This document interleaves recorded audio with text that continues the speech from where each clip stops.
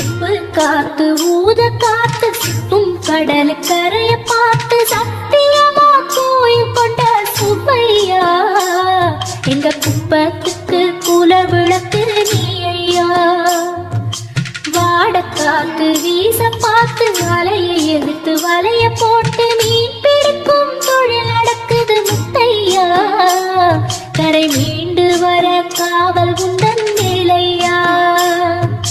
திருச்செந்தூர் ஆண்டவனே வேல் முருகா தினம் உனக்கு நன்றி சொல்வோம் ஆழ்மருகா.